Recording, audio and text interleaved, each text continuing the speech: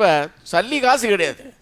என்ன ஒருத்தர் மீட்டிங் கூப்பிட்டு போயிருக்காரு, அவரை நம்பி தான் போயிருக்கிறேன் நான். அவர் என்ன வா தம்பி கூட்டத்துக்கு கூப்பிட்டு போகிறேன்னு அவர் வீட்டுக்கு கூப்பிட்டு போயிட்டு அவங்க ஊருக்கு அங்கே தங்க வச்சுருந்து இந்த மீட்டிங் நடக்குது வா உன்னை கூப்பிட்டு போகிறேன்னு கூப்பிட்டு போனார். அவரு கூட சேர்ந்துட்டு போனேன் நான்.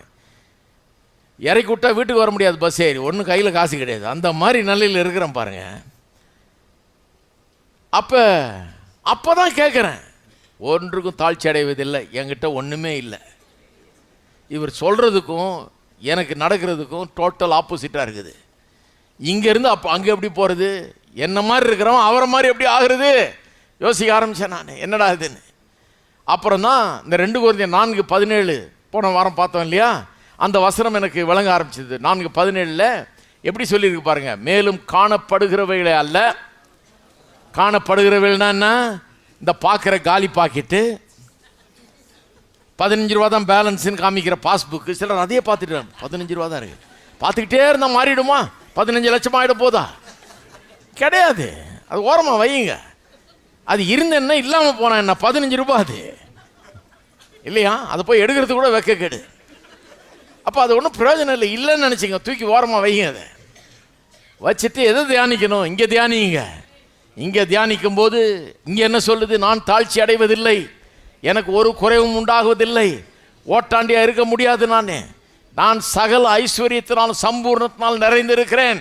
அப்படிப்பட்டவனாக தேவன் என்னை உண்டாக்கி இருக்கிறார். அப்படித்தான் தேவன் என்னை டிசைன் பண்ணி இருக்கிறாரு, என்னை உருவாக்கி இருக்கிறாரு. அதுதான் அவருடைய டிசைன் ஃப்ரேம் ஒர்க், அப்படி தான் பண்ணியிருக்காரு. உள்ளத்தில் அந்த காட்சி வந்துடுது. அப்போ காட்சி வரும்போது என்ன பண்ணுன்றார் அப்போஸ்தலன் பவுல் 2 கொரிந்தியர் 4:17 காணப்படுகிறவள் அல்ல. அப்படின்னா காலி பாக்கெட்டை பார்க்காதன்னு அர்த்தம்.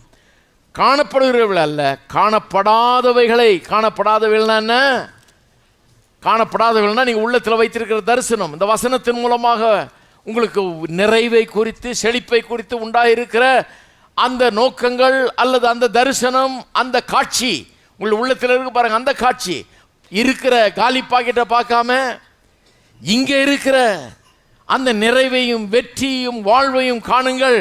காணப்படுகிறவர்கள் அல்ல, காணப்படாதவர்களை நோக்கி இருக்கிற நமக்கு அதி சீக்கிரத்தில் நீங்கும் லேசான நம்முடைய உபத்திரவம் மிகவும் அதிகமான நித்திய கனமையை உண்டாக்குகிறது.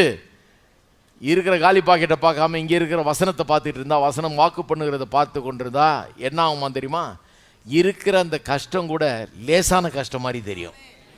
ஒரு ரகசியம், இருக்கிற காசு இல்லைங்கிற அந்த கஷ்டம் கூட ரொம்ப லேசானதாக தெரியும்.